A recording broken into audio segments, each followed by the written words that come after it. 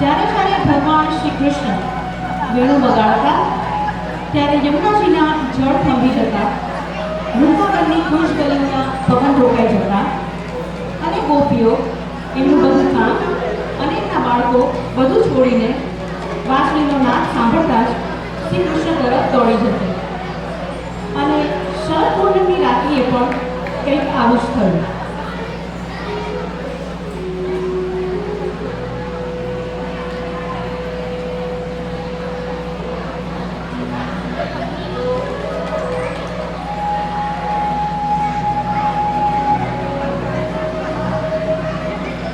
વિષયાનંદ અને બ્રહ્માનંદ પણ જેની સામે તુચ્છ લાગે એવા પરમાનંદની અનુભૂતિ ગોપીઓને પ્રભુએ વેણુનાદ દ્વારા કરાવી અને સાથે સાથે એમનો દેહાભ્યાસ છોડાવી અને પોતાના સ્વરૂપમાં આસક્તિ કરી.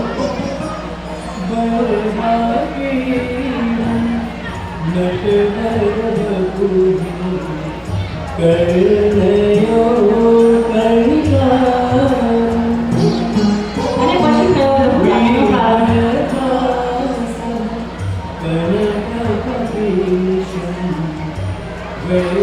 પરંતુ ગોપીઓને સૌભાગ્ય મત થતા પ્રભુ અંતર્ધ્યાન થયા. પ્રભુના વિરહમાં ગોપીઓ એમને શોભા લાગી અને ગોપી ગીતનું ગાયન કરવા લાગી.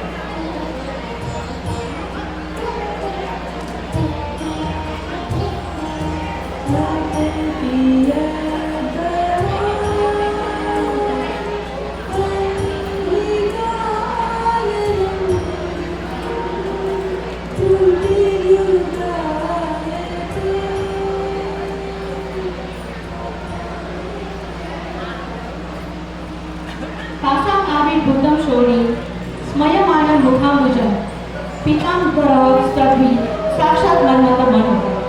ગોપીઓનો વિરહ જ્યારે પ્રભુથી ના સહન થયો ત્યારે સાક્ષાત પ્રભુ એમની સામે પ્રગટ થયા.